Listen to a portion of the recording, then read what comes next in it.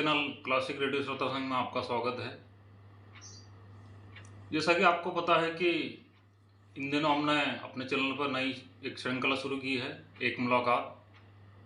तो आज हम आपकी मुलाकात कराने जा रहे हैं साहित्य से जुड़ी एक बहुत ही महान शख्सियत की, जिनकी साहित्य से जुड़ी कई रचनाएं प्रकाशित हो चुकी है और कई कवि सम्मेलन और कई सम्मान उन्होंने प्राप्त किए हैं।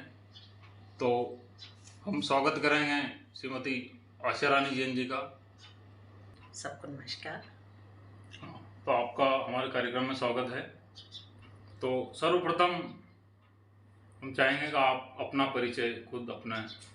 जी, मेरा नाम आशा रानी जैन, आशु मेरा उपनाम लगाते हो और मैं पेशे से अध्यापिका रही हूँ।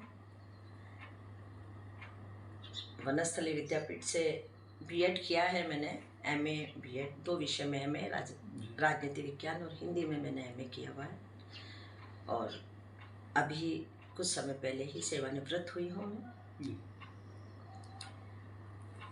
तो अब हम शुरुआत करते हैं आपके माता पिता से। तो आप अपने माता पिता के बारे में बताएं। जी, मेरे माता पिता दोनों ही अच्छे पढ़े लिखे और बेटियों को सपोर्ट करने वाले प्रवृत्ति के रहे हैं।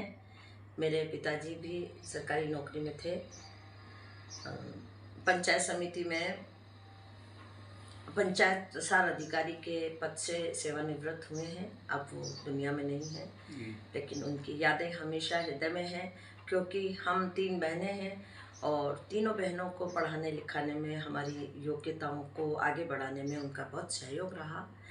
हमारी माताजी अभी हैं और उनका हमेशा आशीर्वाद रहा है। माताजी हमारी भी 3 विषय में एमए और बीएड रही। झालावाड़ सीनियर सेकेंडरी विद्यालय में अध्यापिका रही हैं। जी, अब हम आगे बढ़ते हैं। आपका जन्म और आपका जन्म कहाँ हुआ और आपका बचपन की जगह बीता, उस बारे में आप अपनी यादें साझा करें। जी,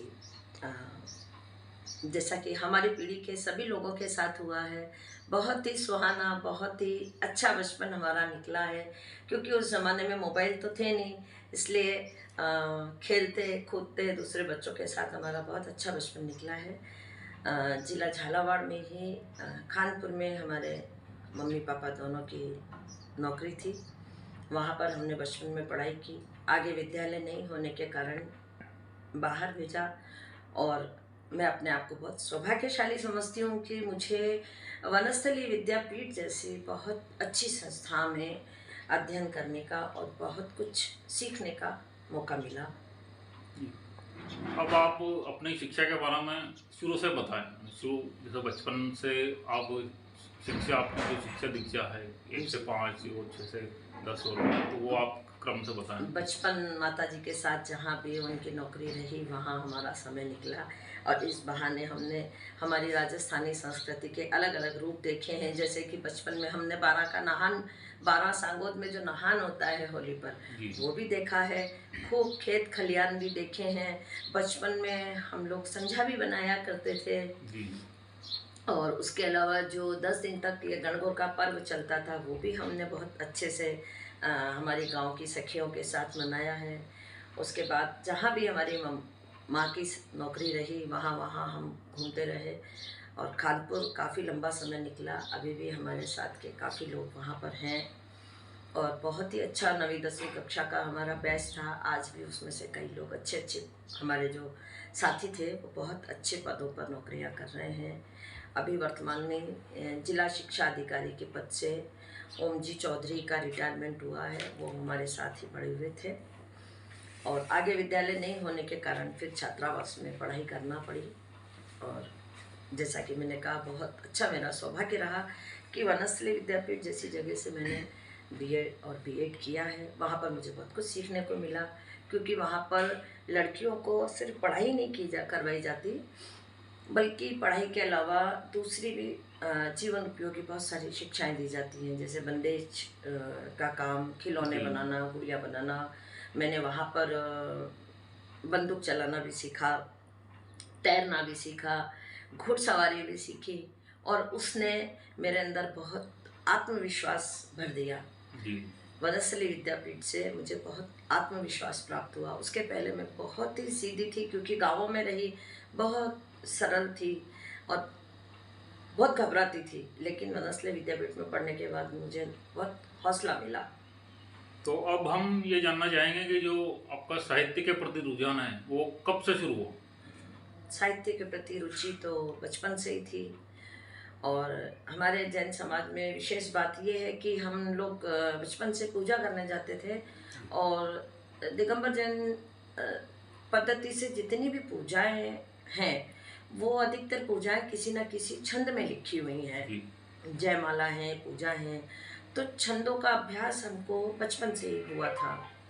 और उसी की वजह से धीरे धीरे कुछ गुनगुनाने का, कुछ लिखने का शौक हो गया था। और लगभग 18-19 साल की उम्र से ही कुछ कुछ लिखना शुरू किया था। जी और उसके बाद एक लंबा अंतराल हो गया, क्योंकि विवाह हो गया, फिर घर गृहस्थी, बच्चों, इन सब की जिम्मेदारियों में थे। फिर कुछ समय निकलने के बाद वापस से लिखना शुरू किया। और बहुत ही कम समय में जो कुछ भी मैं कर पाई हूँ, मेरे गुरु, मेरे माँ बाप का आशीर्वाद और प्रभु की कृपा, माँ शारदा की कृपा मानती हूँ कि एक बहुत छोटे से समय में मैंने अपनी इतनी पुस्तकें प्रकाशित करवाई हैं। और मुझे अपने पूरे भारत देश से, पूरे राजस्थान से सम्मान मिल रहा है। मैं विभिन्न संस्थाओं की सदस्य हूँ और सुनेल से अखिल भारतीय साहित्य परिषद की अध्यक्ष हूँ मैं। जी आपने कई कवि सम्मेलनों में भी भाग लिया है, तो आप मतलब ये बताएं, पहली बार आपने जो मंच का अनुभव किया, पहली बार आपने जो कविता बोली, अब मंच का किस तरह से आपका अनुभव रहा वो बताएं। मंच का अनुभव मेरे लिए कोई नई बात नहीं थी, जी क्योंकि मैं एक शिक्षिका रही और शिक्षकों में भी कुछ अलग से प्रशिक्षण होते हैं। उन प्रशिक्षणों में हम खुद पहले पढ़ के आते हैं, फिर हम दूसरे लोगों को वो प्रशिक्षण देते हैं। तो मैंने वो प्रशिक्षण लिए हुए थे और मैं हमारे ब्लॉक में शिक्षकों को प्रशिक्षण देती थी। तो मंच पर बोलना मेरे लिए कुछ नई बात नहीं थी, उसका थोड़ा अभ्यास तो था। उसी आधार पर मैंने मंच पर कविताएं पढ़ी। बस एक विशेष बात यह है कि मेरी रचनाओं में सबसे पहले मंच पर मैं चाहे 4 पंक्तियां पढूं, लेकिन वो मैं माँ के सम्मान में पढ़ती हूँ। हर मंच पर मेरी पहली कविता माँ के लिए होती है, और वो माँ मेरी माँ भी हैं और मेरी सासू माँ भी हैं। दोनों का मैं बराबर सम्मान जी करती हम हूँ। चाहेंगे कि आप कुछ पंक्तियां हमारे दर्शकों के लिए। जी, 4 पंक्तियां माँ को समर्पित करती हूँ। 4 पंक्तियां माँ को समर्पित करती हूँ कि मेरा हर शुभ काम समर्पित अम्मा तेरे चरणों में, हर सुबह हर शाम समर्पित अम्मा तेरे चरणों में। सभी दिशाएं घूम के आई मैं श्रद्धा के फूल लिए, लेकिन चारों धाम समर्पित अम्मा तेरे चरणों में, लेकिन चारों धाम समर्पित अम्मा तेरे चरणों में। क्यों? क्योंकि माँ तू ही रहमान है, तू ही मेरा राम। माँ तू ही रहमान है, तू ही मेरा राम। तू यीशु, तू ही गुरु, तुझ में चारों धाम। इसलिए माँ से बढ़कर कोई नहीं है।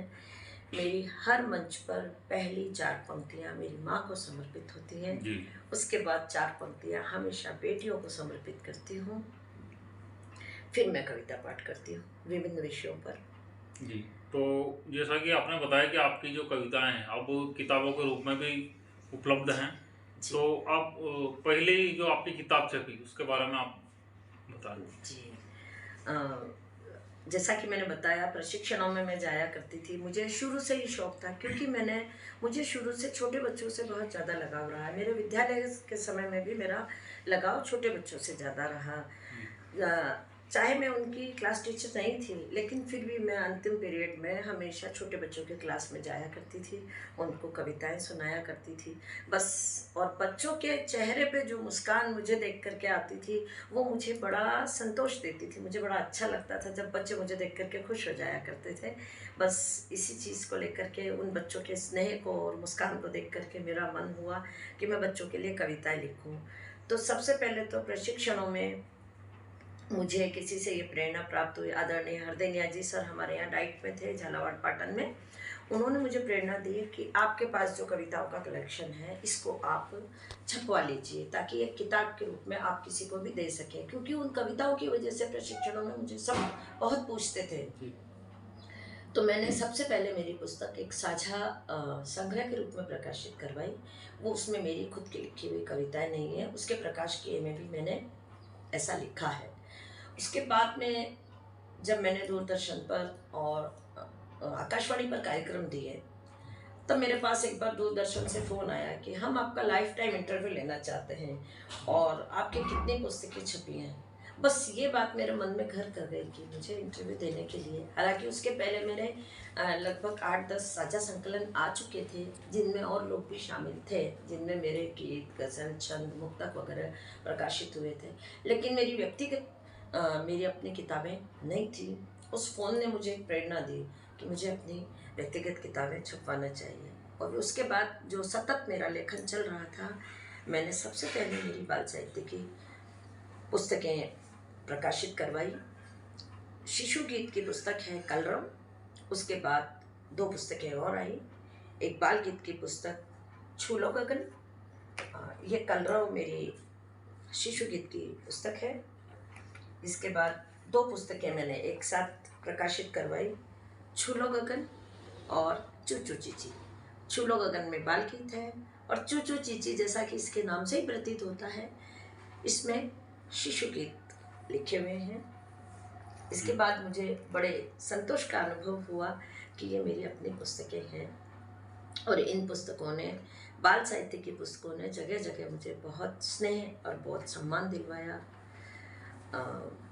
नाथद्वारा साहित्य मंडल, जो कि हमारे देश की एक बहुत सम्मानित, बहुत अच्छी संस्था है, पूरे देश से साहित्यकारों को बुलाकर वो सम्मानित करते हैं। पहले उनकी पुस्तकें देखते हैं, पढ़ते हैं, फिर उनमें से चयन करते हैं।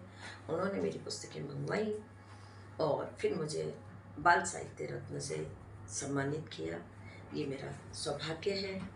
इस बहाने नाथद्वारा के प्रभु श्रीनाथ जी का 3 बार मुझे दर्शन करने का मौका मिला, क्योंकि उसके बाद 2 और कार्यक्रमों में मुझे नाथद्वारा सम्मानित किया गया। जी, जैसा कि आपने बताया कि बाल साहित्य से आपने शुरुआत की, तो बच्चों के लिए काफ़ी कविताएं आपने लिखी। जी। तो आप ये बताएं कि जो बाल साहित्य, जो आपके लिखने की जो प्रेरणा है, क्या आपको मतलब ऐसा लगता है कि आपका खुद का बचपन आपके आंखों के सामने रहता है तो आप लिखती हैं? जिन लोगों ने भी मेरी बाल साहित्य की पुस्तकें पढ़ी हैं, मैं सौभाग्यशाली हूँ कि उन लोगों से मुझे बहुत अच्छी प्रतिक्रियाएं प्राप्त हुई हैं। क्योंकि मेरे गुरु ने भी मुझे ये सिखाया और मैंने खुद ने ये चीज़ महसूस की कि जो कविताएं हम बच्चों के लिए लिखते हैं, उनकी भाषा बहुत सहज और सरल होना चाहिए, ताकि कोई कठिन शब्द उसमें नहीं होना चाहिए। क्योंकि हम बच्चों के लिए जब कविताएं लिख रहे हैं, तो बच्चे उन कविताओं को गुनगुनाएंगे, तो अगर कठिन शब्द होंगे तो बच्चे बोल नहीं पाएंगे। इसलिए मैंने विशेष इस चीज़ का ध्यान रखा है कि बाल साहित्य में जो, हालांकि मैं गीत, गज़ल, छंद सब कुछ लिखती हूँ और उनमें उसी तरीके के शब्दों का प्रयोग किया जाता है, लेकिन विशेष करके बाल साहित्य में मैंने इस तरीके के शब्दों का प्रयोग किया जिनका उच्चारण करने में बालकों को जरा भी कठिनाई नहीं हो और उनको पढ़ने में आनंद आए। जैसे मेरी एक कविता है बारिश पर, झपाक झम भई झपाक झम, पानी बरसा भीगे हम। तो बच्चों को इस तरीके के शब्द बोलने में बड़ा आनंद अनुभव होता है और बच्चे उन कविताओं को पढ़कर, बोलकर बड़े आनंदित होते हैं। बाल साहित्य के अलावा आपने जैसे बताया कि आपके छंद और गज़ल ये भी आपने लिखे हैं, तो हमारे दर्शकों के लिए आप छंद या गज़ल कुछ सुनाना चाहें? जी, मेरा सौभाग्य है कि साझा संकलनों में तो मेरे गीत, गज़ल, कविताएं, छंद वगैरह छपे हुए हैं, लेकिन अभी राजस्थान सरकार के साहित्य अकादमी से जो विज्ञप्ति निकली थी, उसमें मैंने मेरी गज़लों की पांडुलिपि भेजी थी। और सौभाग्य है मेरा कि सैलाब नाम से मेरा एक गज़ल की पुस्तक अभी प्रकाशित हुई है, जिसको प्रकाशन सहयोग राजस्थान साहित्य अकादमी उदयपुर की तरफ से मिल रहा है, और वो पुस्तक प्रकाशित हो चुकी है। साहित्य अकादमी को उसकी प्रतियां भेजी जा चुकी है, और बोधि प्रकाशन के माध्यम से मेरी पुस्तक छपी थी। और बोधि प्रकाशन वालों ने अभी जो अपना विश्व पुस्तक मेले में स्टॉल लगाया था, उस स्टॉल में भी मेरी पुस्तक को रखा था। कुछ लोगों ने उसको पढ़ा और मुझे सराहना मिली। मेरा सौभाग्य है, और इससे मुझे बहुत संतुष्टि हुई कि माँ शारदे की कृपा से जो मैं लिख रही हूँ वो सबको पसंद आ रहा है। जी। तो आपकी, जैसा कि हम देख रहे हैं कि आपकी काफ़ी सारी जो किताबें हैं वो प्रकाशित हुई, तो आज जैसा कि आज का जो दौर है उसमें हम देखते हैं कि सभी चीज़ें ऑनलाइन उपलब्ध है, किताबें भी, तो क्या आपकी किताबें भी कहीं जैसे किसी साइट पर उपलब्ध है, कोई इन्हें खरीदना चाहें तो? जी, सनातन प्रकाशन से मेरी बाल साहित्य की पुस्तकें जो प्रकाशित हुई हैं वो अमेज़न पर उपलब्ध हैं। और उसके अलावा अब जो पुस्तकें आ रही हैं वो भी अमेज़न पर उपलब्ध होंगी, क्योंकि अब तो ऐसा हो ही गया है। ये जो मेरी गज़ल की पुस्तक आ रही है ये भी अमेज़न पर उपलब्ध होगी। और वैसे कोई अगर चाहे तो मुझसे भी प्राप्त कर सकता है। जैसे कि मेरी बाल साहित्य की मैं एक चीज़ बताना भूल गई। अभी हमारा सौभाग्य है, हम राजस्थानियों का सौभाग्य है कि अ, भारत देश की सबसे पहली बाल साहित्य अकादमी हमारे यहाँ बनी है। जी। बाल साहित्य अकादमी जवाहरलाल नेहरू बाल साहित्य अकादमी जयपुर में बनी है, और पहली अकादमी है। और उन्होंने हमसे पांडुलिपियाँ मंगाई थी बाल साहित्य की, और मेरी भी एक पांडुलिपि मैंने भेजी थी। उड़ते पंछी उस पुस्तक का नाम है। और मेरा सौभाग्य है कि मेरी पुस्तक को साहित्य अकादमी ने स्वीकृत किया प्रकाशन के लिए। और अब की बार एक नई चीज़ ये सामने आई है कि बाल साहित्य अकादमी स्वयं, जितने भी बाल साहित्यकारों की पुस्तकें इस अकादमी से स्वीकृत हुई हैं, वो स्वयं बाल साहित्य अकादमी उसको प्रकाशित करवा रही है। और आने वाली 29 तारीख को 29 मार्च 2023 को हम सब बाल साहित्यकारों का एक सम्मान समारोह आयोजित किया जा रहा है बाल साहित्य अकादमी जयपुर के द्वारा। वहाँ पर हमारी पुस्तकों का विमोचन भी होगा, और विमोचन के साथ सभी साहित्यकारों का सम्मान भी होगा। तो जैसा कि आपने अपने पुस्तकों के बारे में बताया, तो अब हम चलते हैं अगली कड़ी में आपके व्यक्तिगत जीवन की ओर। तो एक महिला होने के नाते जीवन में बहुत सारी जिम्मेदारी, जैसा कि आपने बताया कि आप शिक्षिका भी रही है जी।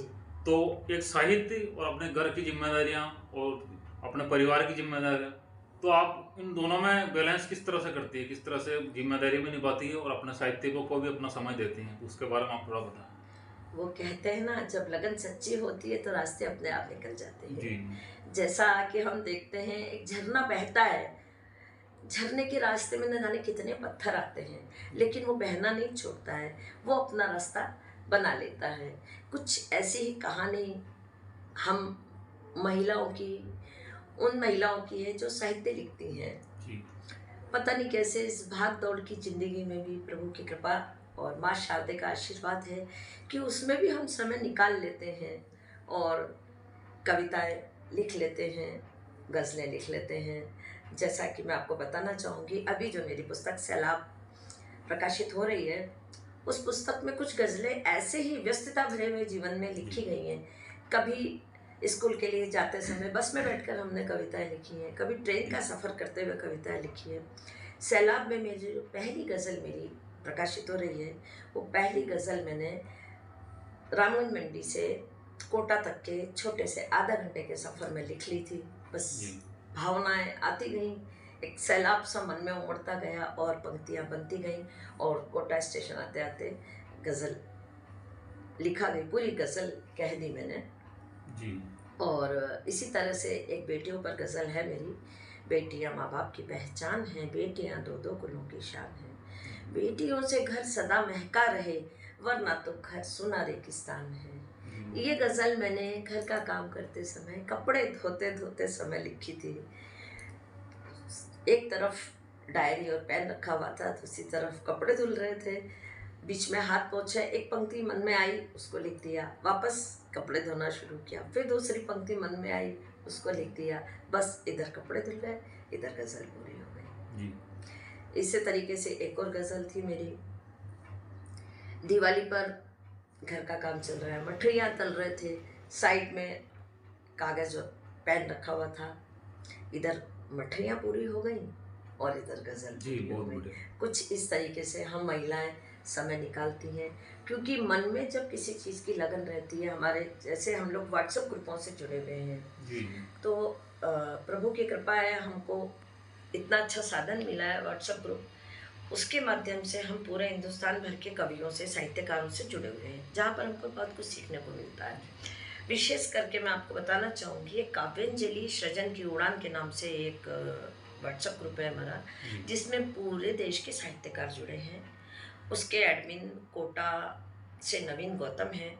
उस समूह में हम लोगों ने बहुत कुछ लिखा है, वहाँ हमने एक दूसरे की समीक्षाएं की हैं और उन समीक्षाओं के कारण हमारी रचनाएं निरंतर परिष्कृत होती गई और हम और ज़्यादा अच्छा लिख पाए, और उनमें हमको रोज कोई ना कोई विषय दिया जाता था, तो मन में दिन भर वो विषय घूमता रहता था, तो उस विषय पर अपने आप कुछ ना कुछ तो बन ही जाता था, क्योंकि लगन मन में थी। जैसे मैंने बचपन में मुझे रामायण पढ़ने का, रामचरितमानस का बहुत मुझे लगाव रहा उससे, तो रामचरितमानस में जो दोहे चौपाइयाँ हैं उनकी लय मेरे मन में बसी हुई थी। जिस दिन दोहे लिखने का कोई विषय मिलता था, आराम से शाम होते होते मैं दोहे लिख लेती थी, क्योंकि वो लय हमारे मन में घूमती रहती थी। तो नए जो इस युग में नए जो लड़के या लड़कियां हैं जो साहित्य इस दौर में इस विधाओं को लिखना चाहते हैं, उनके लिए आप संदेश देना चाहिए किस तरह से?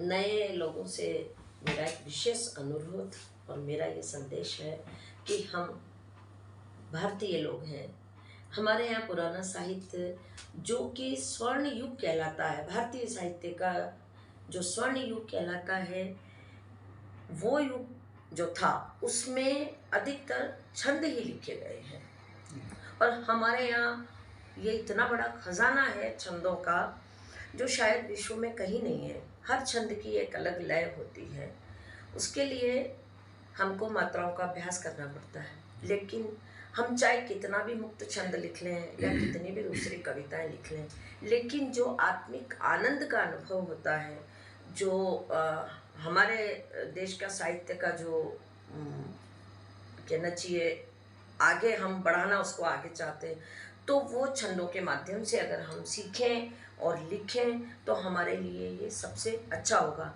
जैसा कि हम देखते हैं कई बार मंचों पर कवि लोग पढ़ते हैं, बच्चे उनको सुन के सीखते हैं, देखते हैं, वैसा का वैसा लिखने का प्रयास करते हैं, लेकिन फिर भी इतना परफेक्ट नहीं लिख पाते हैं। क्यों? उसका कारण है क्योंकि वो जो कवि मंचों पर पढ़ रहे हैं वो निश्चित रूप से किसी न किसी छंद में पढ़ रहे हैं, और हम लोग नए लोग उस चीज़ को जानते नहीं हैं, उनको लगता है बस इसी लय को पकड़ के हम लिख रहे हैं। लेकिन हमको अगर हिंदी साहित्य में आगे बढ़ना है तो छंदों का अभ्यास अवश्य करना चाहिए, और छंदों के अभ्यास से हमारे लेखन में बहुत सुधार होगा। उसके अलावा अगर हम कभी लिखते हैं, किसी समूह से जुड़ते हैं और वहाँ पे कोई हमारी समीक्षा करता है, हमारी आलोचना करता है, हमको उसमें कोई सुधार बताता है, तो हमको उसको सहर्ष स्वीकार करना चाहिए। अपनी आलोचना से, अपनी समीक्षा से हमको कभी डरना नहीं चाहिए, कभी अहम नहीं करना चाहिए। साहित्यकार वो ही सफल होता है जो जीवन भर विद्यार्थी बना रहता है।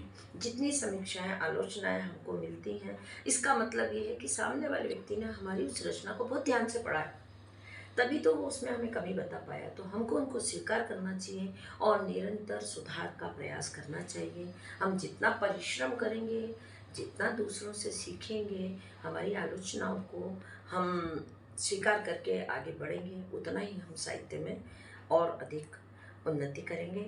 और नए आने वालों के लिए मेरी बहुत शुभकामनाएं हैं। हमारे राजस्थान के और हमारे झालावाड़ ज़िले के एक बहुत अच्छे साहित्यकार हुए हैं, हम सब उनके नाम से परिचित हैं। रघुराज सिंह जी हाड़ा जी। और आदरणीय भट्ट साहब, गदाधर जी भट्ट। उन दोनों से जब मेरा मिलना हुआ था, उन्होंने मुझे बहुत बहुत आशीर्वाद देते हुए यही कहा था कि बेटा, आप अगर छंदों में लिख रहे हो तो आप बहुत अच्छा कर रहे हो, आने वाली पीढ़ी को आप निश्चित रूप से कुछ देकर जाओगे। जी। तो जैसा कि हम देखते हैं वर्तमान का जो दौर है, एक जी इंटरनेट का दौर है, अब जी फेसबुक हो गया, व्हाट्सएप हो गया, तो आप जो हिंदी साहित्य और जो इंटरनेट है, तो आप इस साहित्य को किस रूप में देखते हैं? क्या इंटरनेट आने से इस हिंदी साहित्य को फायदा हुआ या इसके नुकसान भी, दोनों का आप अपनी राय बताएं। जी, हर सिक्के के दो पहलू होते हैं। जी। जैसा कि मैंने आपको बताया, व्हाट्सएप से जुड़ने के बाद मैंने बहुत कुछ लिखना शुरू किया। लिखती तो पहले भी थी, लेकिन समीक्षाएं, आलोचनाएं जो मुझे मिली हैं और जो मैं आगे बढ़ी हूँ, उसमें इंटरनेट का बहुत बड़ा योगदान है। और आज इंटरनेट के माध्यम से आप देखिए, पहले हमारी पुस्तकें छपवाना एक बहुत बड़ा मुश्किल काम हुआ करता था, लेकिन आज हम इंटरनेट के माध्यम से हमारी रचनाएं पहुंचा देते हैं और पुस्तकें प्रकाशित हो जाती हैं। तो इसका अगर हम सदुपयोग करेंगे तो ये बहुत अच्छी चीज़ है। और जिन लोगों को पढ़ने का शौक़ होता है, क्योंकि इंटरनेट पे, अमेज़न पे और दूसरी वेबसाइट्स पे पुस्तकें आ जाती हैं, लेकिन हम खुद भी जब उसको पढ़ के देखते हैं तो हमको पता चलता है कि हमारी आँखों को कितनी परेशानी होती है। जी। तो वो तो एक हमको सहारा देने वाली चीज़ है, लेकिन हमको उसका दुरुपयोग नहीं करना चाहिए। साहित्य अगर पढ़ना है तो हमको पुस्तकों से ही पढ़ना चाहिए, ताकि हमारी आंखें भी सुरक्षित रहें और हम किसी चीज़ को बार बार पढ़ना चाहें। हमारे घर में पुस्तक होगी तो हम उसको बार बार पढ़ेंगे। हम जानते हैं कि इंटरनेट पे उसको ढूंढने में हमको समय भी लगता है, और फिर उसको जब हम बड़ा करके पढ़ते हैं तो बार बार हमारी आंखों पे भी जोर पड़ता है। जी। तो जो भी साहित्य के प्रति अनुराग रखते हैं, उनसे मेरा विशेष निवेदन है कि आपको सब कुछ अमेज़न पे और इंटरनेट पर उपलब्ध है, आप उसका सदुपयोग कीजिए, लेकिन दुरुपयोग मत कीजिए। जी। जो अगर आप पढ़ना चाहते हैं तो आप साहित्य को पुस्तकों के माध्यम से ही पढ़िए और अच्छी पत्रिकाएं पढ़ते रहिए। अभी भी पत्रिकाओं का दौर चालू है, अच्छी अच्छी पत्रिकाएं अभी भी प्रकाशित हो रही हैं। जी। अब हम ये जानना चाहेंगे, जो जैसा कि आपने बताया कि नाथ द्वारा से आपको पुरस्कार, इसके अलावा भी आपको कहाँ कहाँ से पुरस्कार मिले हैं, उसके बारे में आप कुछ बताना चाहें। जी, नाथ द्वारा साहित्य मंडल ने मुझे सम्मानित किया। उसके बाद हमारे कोटा से एक कर्मयोगी सेवा संस्थान है, उन्होंने हाड़ौती गौरव के नाम से मुझे सम्मानित किया। और एक विशेष बात यह है, मैं जहाँ रहती हूँ सुनेल जिला झालावाड़ में, यहाँ भी मुझे लोगों से बहुत प्रेम और बहुत सम्मान मिला है। चूँकि यहाँ मैं एक गरबा मंडल से जुड़ी हुई हूँ और काफ़ी लंबे समय से, लगभग ये समझ लीजिए करीब 20 साल से मैं गरबा भी सिखाती हूँ, समाज सेवा कर रही हूँ। उसके लिए मेरा कोई व्यक्तिगत स्वार्थ या कोई आर्थिक रूप से कुछ लेना देना नहीं है। तो मुझे यहाँ मेरे गरबा मंडल वालों ने भी ग्राम गौरव के नाम से सम्मानित किया है। इसके अलावा हमारे का जब भी हमारी पुस्तकें प्रकाशित हुई हैं, झालावाड़ अखिल भारतीय साहित्य परिषद ने, आर्यावर्त साहित्य समिति कोटा, उन्होंने मुझे सम्मानित किया है। और विदेश के विभिन्न स्थानों पे जब हम जाते हैं, अभी हम बीच में फिरोज़ाबाद गए थे। फिरोज़ाबाद के सम्मानित भूतपूर्व सांसद हैं ओमपाल सिंह निडर, उन्होंने एक कार्यक्रम में हमको सम्मानित किया है। इसके अलावा मेरा सौभाग्य है और ये साहित्य की देन है, आगरा में एक झंडा चौक बना हुआ है, उस झंडा चौक पर प्रतिदिन झंडारोहण किया जाता है और उस झंडारोहण के दौरान पूरा ट्रैफिक रोक दिया जाता है और जिस व्यक्ति से झंडारोहण करवाया जाता है उसको बड़े सम्मान के साथ, संगीत की लहरियों के साथ उसको सम्मानित करके बाकायदा ले जाया जाता है। तो सामने वहाँ एक उनका कार्यालय बना हुआ है, उस कार्यालय में बड़े सम्मान के साथ मुझे सम्मानित किया गया और देशभक्ति की धुन के साथ स्टेज पर ले जाके मुझसे एक दिन का झंडारोहण करवाया गया। जितने समय वहाँ पर राष्ट्रगान हुआ, पूरा ट्रैफिक रुका हुआ था। बहुत ही सुखद अनुभव रहा मेरा। इस साहित्य ने मुझे अच्छी उपलब्धि दी कि साहित्य की वजह से मुझे वहाँ झंडारोहण करने का अवसर मिला। जी। इसके अलावा देश की अलग अलग संस्थाओं से काव्यांजलि है, काव्य सृजन है, इस तरीके की बहुत सारी संस्थाएं हैं। भीलवाड़ा से गंगा सागर साहित्य संस्थान है, इन सभी संस्थाओं से सम्मानित किया जाता रहा है। जी। और जैसा कि आपको बताया, अभी बाल साहित्य अकादमी हमको सम्मानित करने वाली है। जी।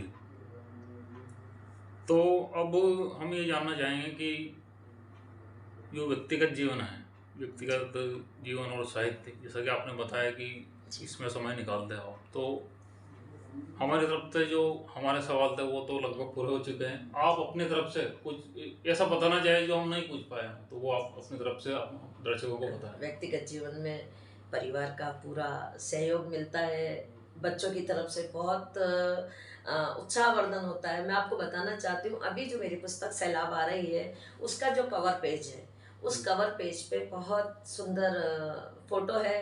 वो मेरे पुत्र मेहुल जैन के हाथ की खींची हुई फोटो है। और इतनी सुंदर तस्वीर है कि जब मैंने प्रकाशक को भेजी तो उनका कहना ये था कि ये नेट की तस्वीरें मत भेजिए। तब मैंने उनको बताया, नहीं, ये तस्वीर मेरे पुत्र के हाथ की खींची हुई है। मेरी 2 पुत्रियां हैं, पारुल, सोनल। एक बड़ी पुत्री ऑस्ट्रेलिया में है। दोनों पुत्रियों का भी मुझे बहुत सहयोग मिलता है, बहुत अप्रिशिएट करते हैं। मेरे माता पिता के अलावा मेरी सासू माँ, जो अब दुनिया में नहीं है, उन्होंने भी मुझे सदैव साहित्य लेखन में बहुत सहयोग किया। और मेरे गांव के लोगों से तो मुझे बहुत स्नेह और सम्मान प्राप्त होता ही है। माँ शारदा से मेरा निवेदन है, मेरी प्रार्थना है कि बस ऐसी कृपा बनाए रखें और कुछ अच्छा लिख पाऊँ, कुछ ऐसा लिख पाऊँ जो मैं देश को कुछ दे पाऊँ। जैसे कि मैंने कोरोना के समय एक गीत लिखा था, जब लोग अपने घरों को लौट रहे थे, तब मुझे इस चीज़ का कहीं एहसास हुआ कि आखिर शांति अपने गाँवों में ही है।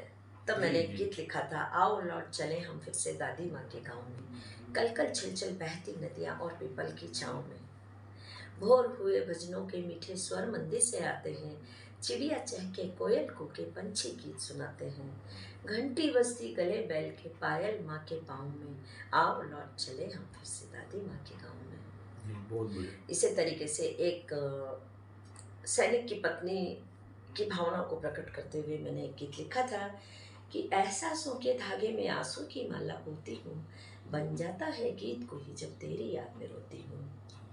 उसमें शहीद के परिवार की सैनिक के परिवार की पूरी स्थितियों का मैंने वर्णन किया है कि माता पिता भाई बहन सब उसके नहीं रहने पर कैसा इंतज़ार करते हैं जब वो सेना में अपने ड्यूटी कर रहा होता है।